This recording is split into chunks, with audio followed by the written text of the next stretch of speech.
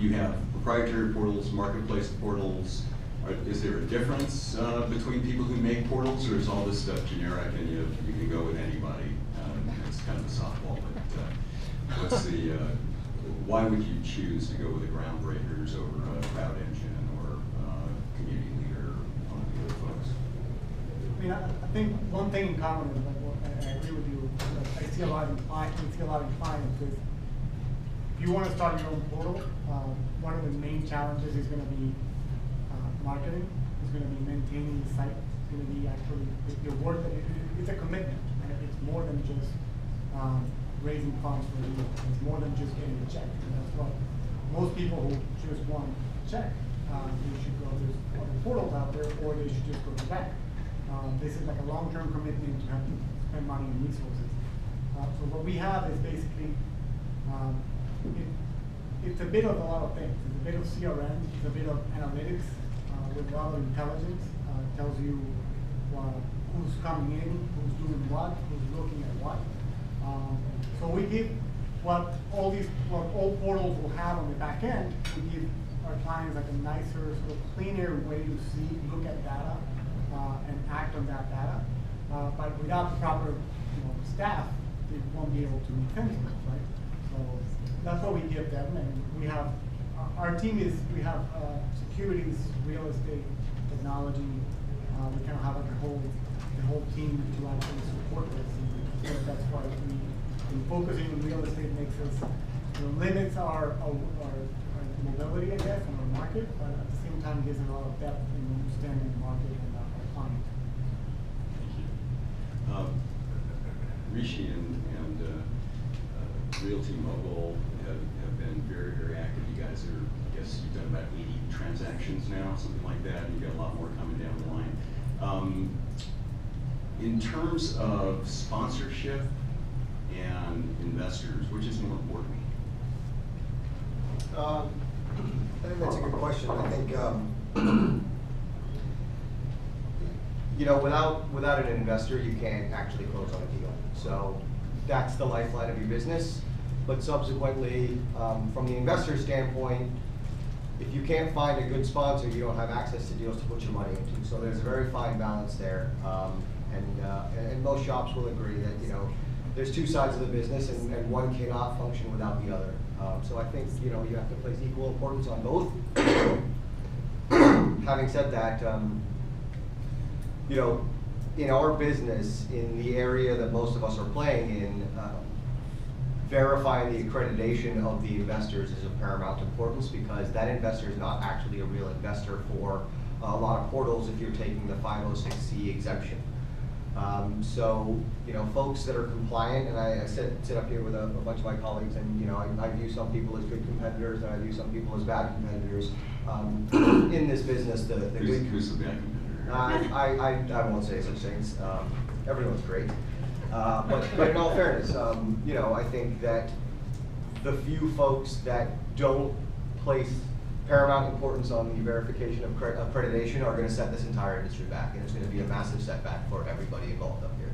How many times do you accredit, and when people sign on, when people invest, what's the timing of that? Yeah, when people invest, and we've actually sent money back to people who would not verify their accreditation when we're raising capital under 506C. So people have actually sent us checks, and we've had to refund their money because we cannot take that risk. How many times do we accredit? We accredit absolutely under the 50C delegation at the time of the investment, and I believe we do it once per year thereafter. Brandon, what about you?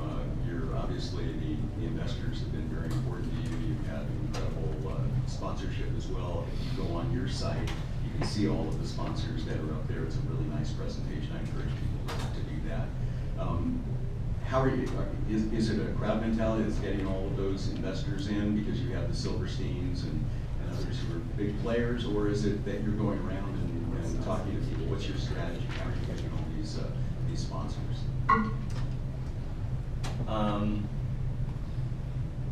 I think the sponsors are attracted to the idea because it is novel. There's plenty of places to raise capital today, particularly if you're a strong real estate company with a very good project. It's not hard to go out and find money.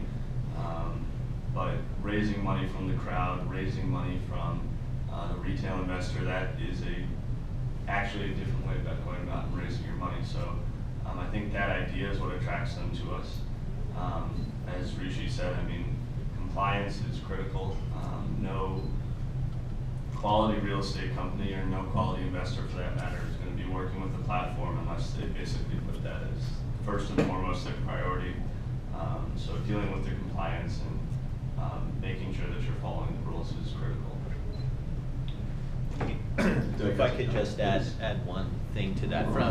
From an investor's point of view, I think in the medium term, just like in a lot of other industries, content is king, right? So if you have good merchandise on your platform, and inherently this is not a winner-take-all business, just as the traditional real estate market or many other industries that inherently don't have network effects.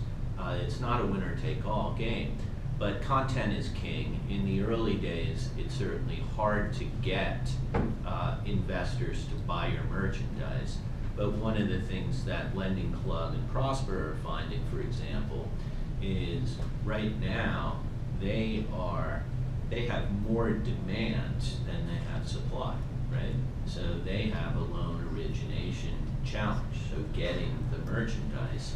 So I think at the beginning, it's certainly a supply and demand problem. What's happening in the marketplace is it's not really crowdfunding on the demand side. It's a lot of institutional money who are cottoning on to the fact that these are great opportunities, great investments, great asset classes. So I think in the long run, supply is king. Now, based on what you've heard from these platforms, all the way from an international platform like Scott's down to domestic platforms that go very, very local, in the history of fundraising, who would you invest in? Oh, I mean, if there's a really good project on any one of the platforms as an investor who's looking to buy a piece of real estate or a piece of real estate, I would potentially invest on all of the platforms. But which platform would you invest in to be an owner of the platform as opposed to the asset? Oh boy, potentially all of them. And why? What is it that would make one more attractive than the other?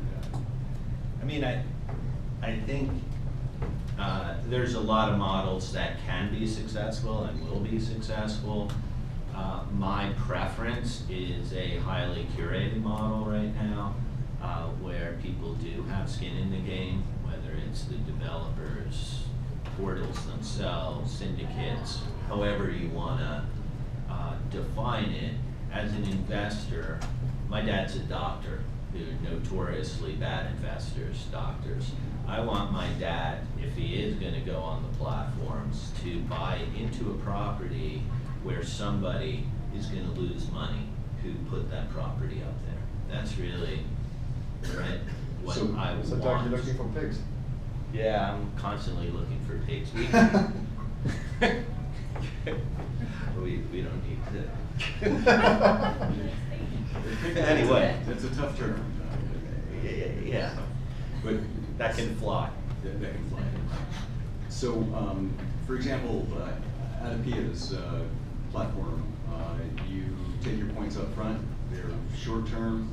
Is all your money out, or does anybody keep their money in, and does that matter to you as to whether you want to invest with her? Somebody earlier today had asked Right. how much skin in the game needs to be there, Yeah. by whom? Let me clarify it. So on a peer-to-peer lending platform like Crossfire Lending Club, it's just curation, right? There's no skin in the game per se. In the middle are people who have deep financial services expertise, deep risk management expertise, rank the loans. No one has skin in the game on that, but there's heavy curation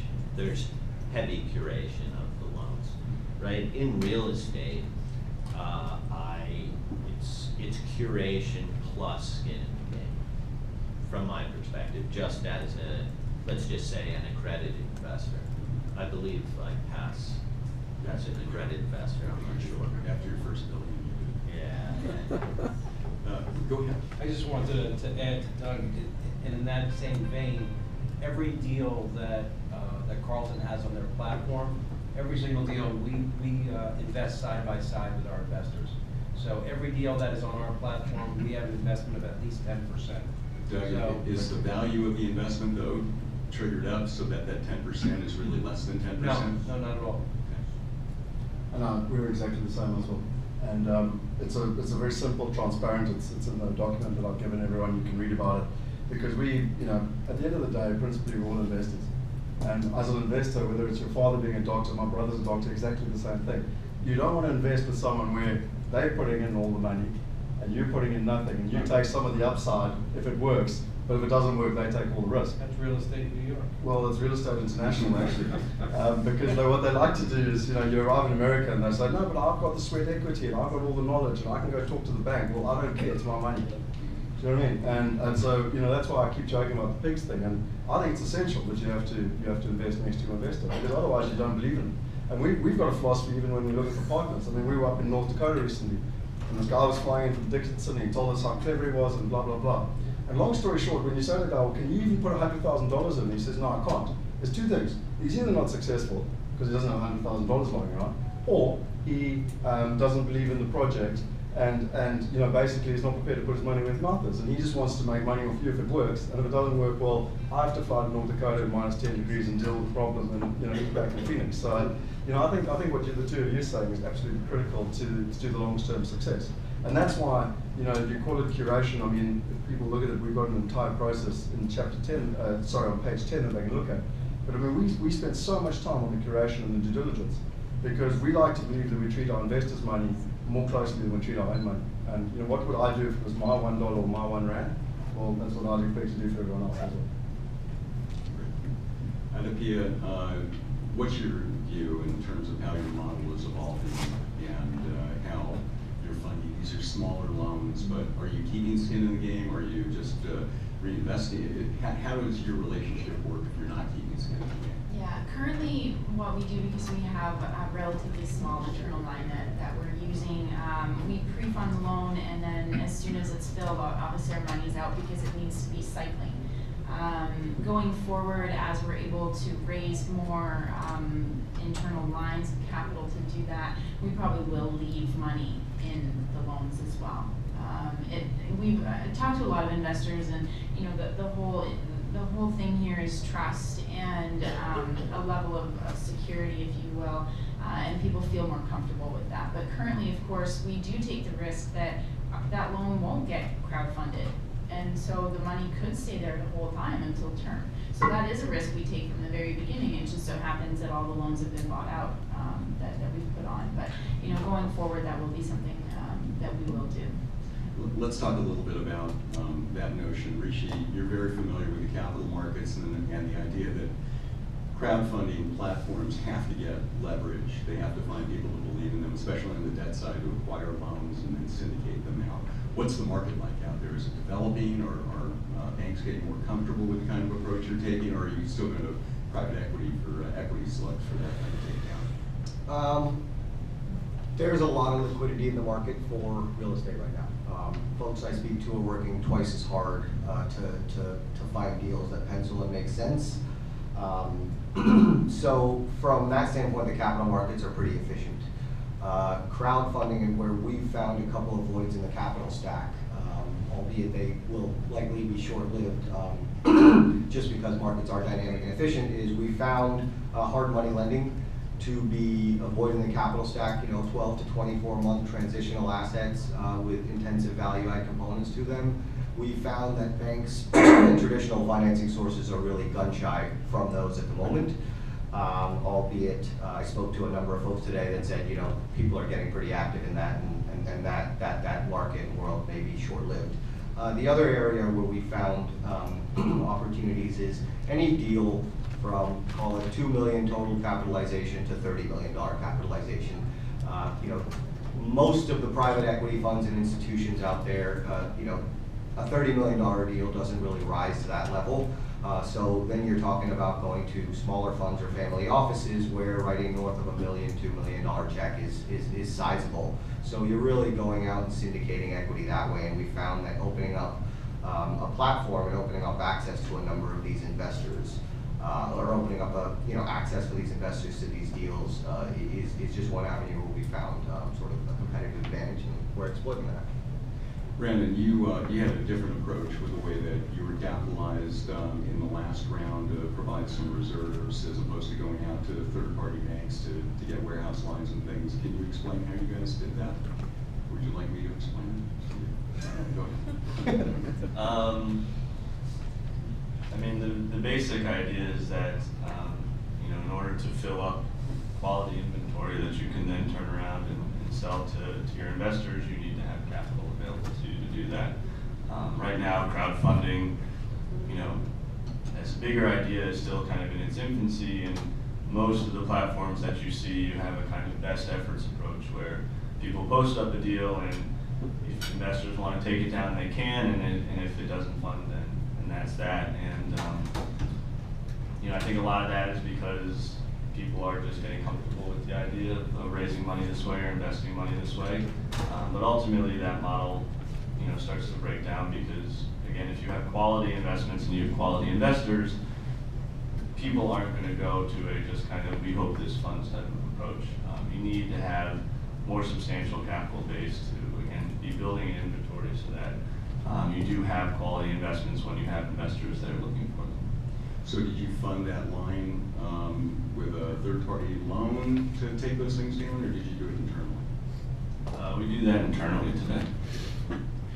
But I think, to echo what Brandon's saying, I mean, most firms are trending towards, having some warehouse capital where they can bridge shortfalls so that you do have a sustainable business. Because the first thing for any real estate investor out there is surety of close. If you don't show up to escrow on the closing day with the capital that you've committed to provide, the deal doesn't make sense, and therefore you don't have a business because no one's going to use you. So I think that's the evolution of the industry, and that's where most reputable shops up here are going. Let me ask